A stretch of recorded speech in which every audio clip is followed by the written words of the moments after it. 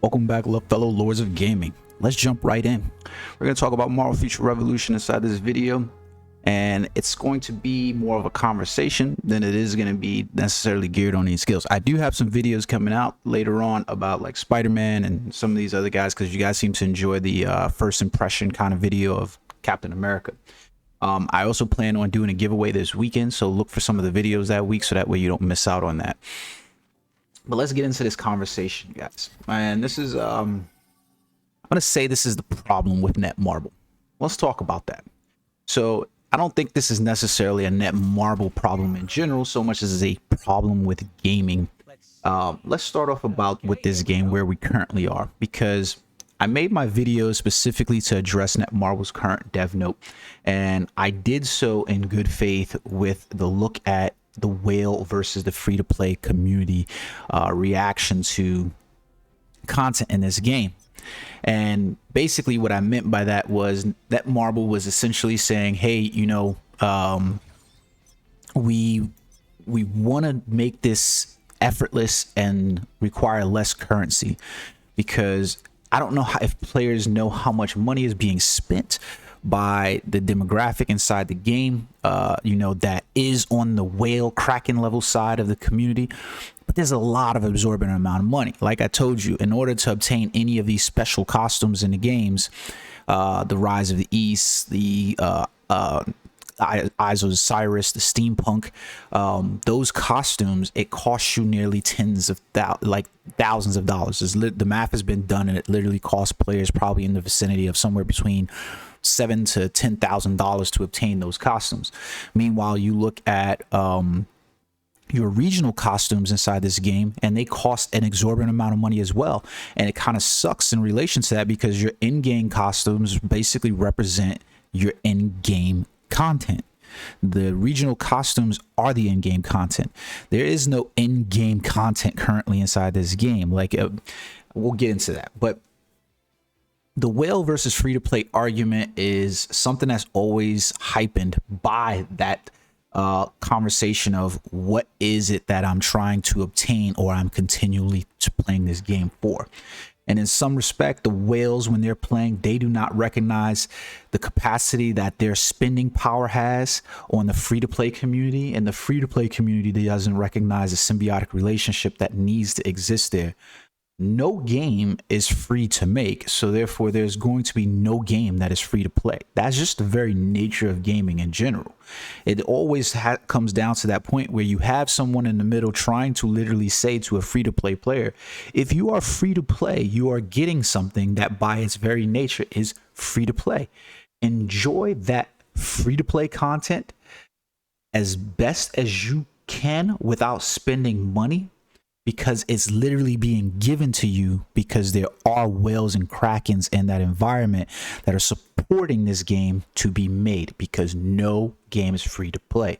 Imagine if you were sitting on the other end of the table and you were one of the developers, and you spent 20 hours a day developing a game for new content, and at the end of the day somebody said, nah, you don't get no check. Everybody's free to play. Would you stick around there sitting there creating that content? No, you wouldn't. That's just not the way things work. So you need the whales in some regard. The question is, who puts the ceiling on the game to say, this is where I'm going to limit the whales? Right now in this game, there's no ceiling. If you're a whale, if you're a kraken, you can purchase everything and anything. And it creates a bracket that says, I can't reach that. The gap between the free-to-play and the whales is just not there. Like, as a whale, and even as a play-to-play player like myself, it's not fun to be able to just beat up on a free-to-play player inside mission modes. I'm typically accustomed to where this exists, it being something more in regard to being like, hey, you know what, you're sitting on this end of this spectrum right here, and I know that you're at least within range of me, you know. So that way the content is still fun. Like, if I jump inside Omega War and I'm just literally one-shotting characters, or Dimension Duel, I'm just one-shotting characters, there's no fun in that for me. Like, being able to just one-shot you and kill you, there's no fun in that, because it creates an environment where I don't want to play that mode anymore, because now it's too boring. The repetitiveness of it is boring. I want to be challenged in some respect, but I think a lot of people don't want to be challenged completely. And that's the part where we get into how good is that in terms of content when you're looking at that, right? So that lends itself into the cycle, right? There's a gameplay design loop that needs to be accessible and fun for everyone, right? And there's also gameplay content that needs to not be extremely repetitive. So when you hear all these conversations coming up, like, is the game dead? You have it from two sides of the conversation, and we're going to get in there. You have it from the content creation side, where players don't have any content to make, and then you have it from the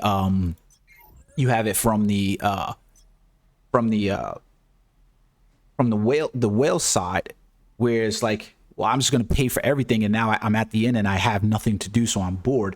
And then you have it at the free-to-play side, where it's literally like, well, everything that you created inside this game just feels by nature very, very repetitive. And you go, how much do I want to engage in that? It becomes especially important to recognize that when you're playing this game, for instance, because you're noting that there is no in-game content inside this game, or at least there is no such thing as in-game content in any game. And I feel like players are disingenuous with themselves when they think about it.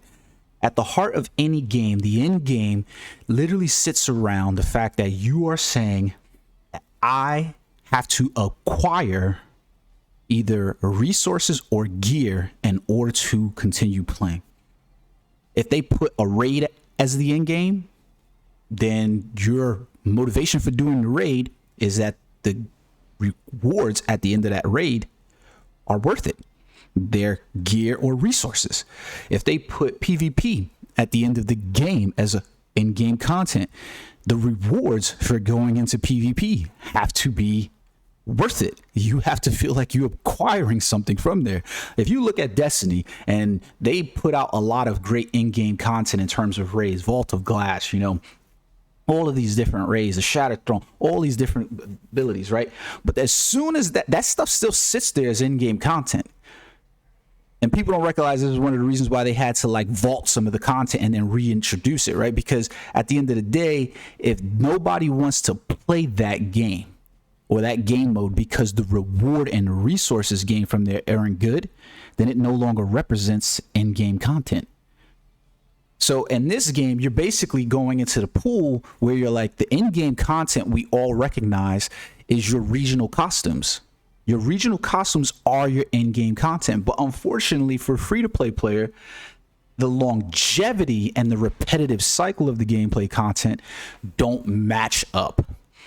So I'm literally looking down the barrel at, hey, look, I've got the daily grind of doing Blitz, doing Omega War, doing these things, and the in-game content is for me to get to the regional sets, but you set the bar so low that it's going to take me so long that engaging in this repetitive content doesn't feel good, and therefore I'm not sure if I want to still continue to engage in it because that reward is so far out of reach.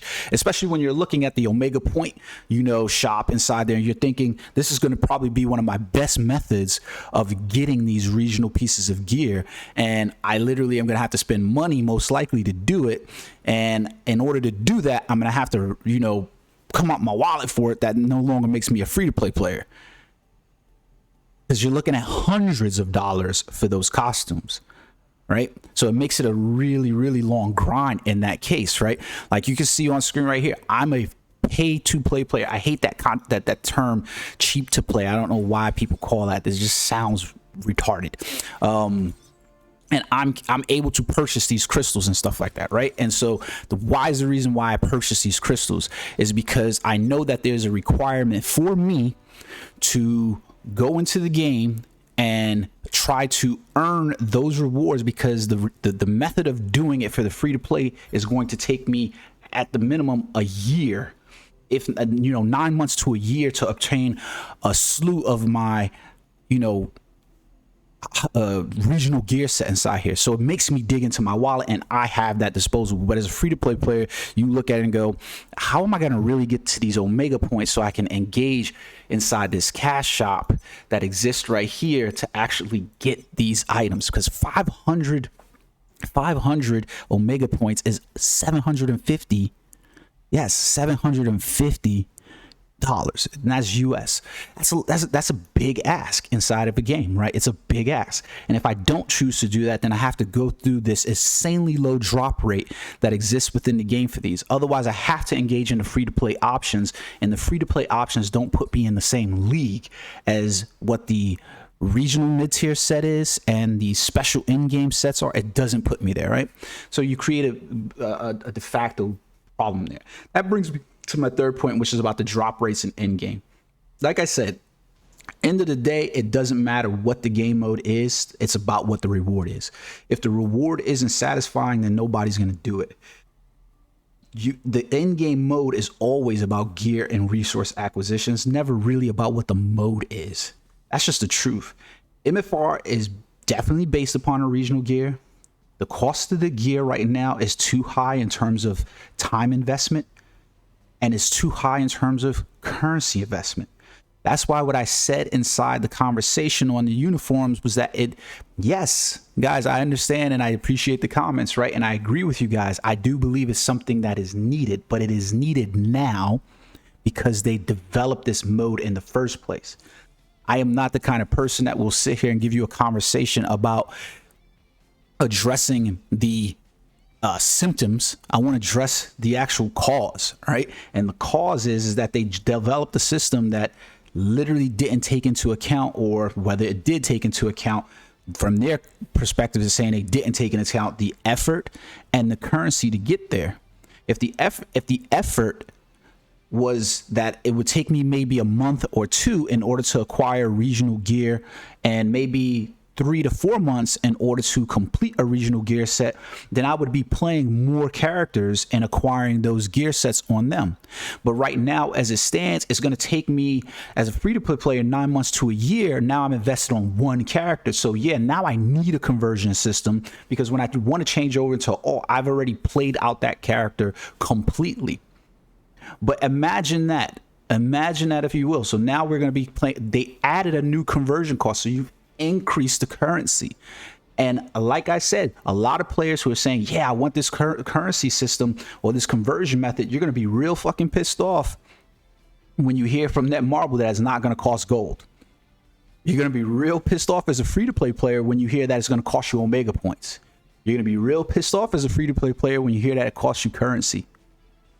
That's going to be the truth of the matter as a free-to-play player, right? That conversion method is still going to cost you something that you didn't want to do as a free-to-play player. If you're a pay-to-play player, then you're going to sit within a comfortable realm and go, okay, is the currency worth it? And you're going to ultimately go, yeah, it's kind of worth it to me, because if I spend $50, no problem, I can convert all of this gear over. Now I can play another character. Well, what happens when now you want to play Captain America, and Captain America is the top of the meta, and you've invested $50 so that way you can get all that gear off of your Storm to Captain America. But then they release the new character and Thor's out there and he's the meta. Now you have to pay another $50 to get that gear off of him and get it on Thor. And then they release another character, and now you've essentially swap, because guarantee you this game is going to have a lot of characters. If you look at Marvel Super War, which is not released here, but you can play it overseas, so you can VPN into those, they've got about 66 characters in the time that game's been out. Marvel Future Fight has almost 250 plus, or over 300 characters. Marvel Contest of Champions the same way. Marvel Strike Force the same way. So, and you're going to, if you're a fan of the MCU, you're a fan of Marvel Comics, you're going to have these same, fandoms for characters, especially if you're one of those players that you're paying money to try to keep up with the Joneses, because you're going to literally be inside the cycle of like, whoa, I'm inside PvP, I'm in Omega War, and I'm getting smashed, and Captain, this new character is going to be the theme of the next few months, and I need that character to be leveled up. So now I'm paying $50 instead of addressing the problem. The problem isn't that necessarily that I've built up a character right now because I need to get it here. The problem is that I need to address the root of the issue. The root of the issue is for free-to-play players, for pay-to-play players, and for whales. The drop rates on the in-game content and the effort for in-game content, which is the acquisition of regional gear, is too long. The problem is that the alternative method to reduce that amount of time is currency, and that currency is too much. That's the problem. $750 to acquire a regional piece of set of gear, or 9 to 12 months in order to max out a regional piece of gear. And that's being optimistic, right? That's being optimistic.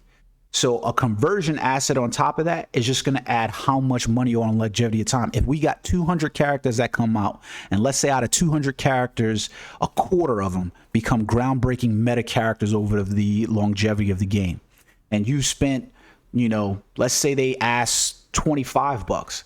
Well, you do the math on that real quick and see how much money you've invested in that character versus how much money you would have invested if they just increase the drop rates on these regional gear sets. So now you don't have to worry about having a conversion, because if the drop rates increase such that I can acquire these gear sets for each of my characters instead of having to worry about conversion, there's no problem anymore. Now, if I make mistakes and stuff like that, I'm good. Like if I jumped in BDO today, I know that there's a grind that I can jump into and I can obtain, you know, boss level gear for every single one of my characters if I want to. But there's a grind to get it to that top tier level of, you know, pin level gear inside there. But I know that at the very least I can get gear to tri level in that game for every single one of my characters without too much hassle to do that. That's the truth of the matter. So we're not talking about conversion method that is needed now. Yes, it's needed in the environment that exists now because that's what they created. Do away with that environment so that way it is not needed. That's the point of having that conversation, right? But then we talk about because that by nature of that, it's easier to force that cost, right? Because people don't want to engage in that repetitive content. So of course, if you're a whale and you're able to whale, you're going to whale to remove that layer. If I'm a pay to play, then I'm gonna pay to speed up that layer. If I'm a free to play player, though, I might get dissuaded from continuing playing the game, especially when the game content feels repetitive to me. And here goes the part that we get into with most games, and that's community. Content creators versus players. This is going to be a sad conversation, right? Because we're getting into it. But when you're creating content, it's difficult, especially when gameplay is repetitive. You're dealing with the ebbs and flows of what is coming. Meaning like content creators are trying, in some cases, are trying to force content and then make vids that sway the player base, especially free-to-play community. Like for instance, at one point in the game, literally 2 weeks into the actual official launch of the game, we had a content creator creating videos asking whether the game is dead. 30 days into the game, we've got more content creators talking about, is the game dead? If I make those things and I feel like those content creators represent a larger portion of the community than what they really do, and I fear that they might be leaving the game, then guess what? That's probably going to sway a lot of the free-to-play base to determine whether or not they want to stick around with this game, because they're like, well, people are leaving because I hear the content creators saying that people are leaving. And you don't want the content creators to leave, because the content creators are the ones that are going to market the game for these studios, right? Because the more content creators out there that are creating content for Marvel Future Revolution, the more eyes on the game will bring in more players. That's just the nature of why, you know, game development companies work with content creators in the first place. If I got 10 million views on a video, then I'm hoping for at least an eighth of those people to come in and jump in and try the game. And maybe out of that eighth, a sixth of them will like the game. You know what I mean? So that's the way you're pretty much looking at that. So, but it creates a problem when you have players railing against content creators because they don't understand that that's that marketing relationship that exists. Right? And it creates even more when that becomes toxic inside the community, because then it's not us having community effort inside the game in order to say, this is how we're driving the force going along, right? We're able to effectually talk to Marvel devs. Like I've seen a number of strikes over the years for games like Marvel Strike Force, Marvel Future Fight, Contest of Champions, and everything like this, and I've always been pissed off about them because every time I see the strikes, there's always this discoordination And coming from being a prior military member myself, I hate to see that discoordination. It just, that lack of coordination just, it infuriates me, it infuses me, because it's like 520 different messages are going out. And if you got 520 different messages going out, it's easy for the development guys to go, you know what? No, we don't need to address these issues. We can be disingenuous in the nature of our conversations because it's going to get lost in the vacuum. And so that's what I meant by that, guys, when I said addressing the root cause of the problems. If we address the root cause of the problems for everybody, then we kind of spread load it. And that's what I meant by it. Should someone be paying $10,000, $20,000? The amount of money I've seen players paying for this game is outlandish. The amount of money I paid for this game is outlandish, if I'm being perfectly fucking honest myself, right? $10,000, $20,000. I don't judge people for paying $10,000, $20,000. If that's what you pay, then that's what you pay. What I expect, though, is that Netmarble and the development team does something that benefits the players and not be disingenuous. Omega War, create a bracket system so that way those whales that are on the upper echelons of 1.5 million power, you know, are playing with 1.5 million power players, and other whales that play-to-play players that are in the range of 900 to 1.2 million are there, because that was your expectation inside your games. That was the power cap that you expected players to probably reach 6 months down the road. It is clear that they did not expect that people would invest the amount of money that they had to eclipse the content the way they have, or that they're going to progress through the content as quickly as they were as pay-to-play players and be above it, because we're just getting a new mode inside the game for Blitz, and the Blitz only curtailed us for 500,000 power. That was the requirement to get in there. Meanwhile, players have eclipsed that number easily.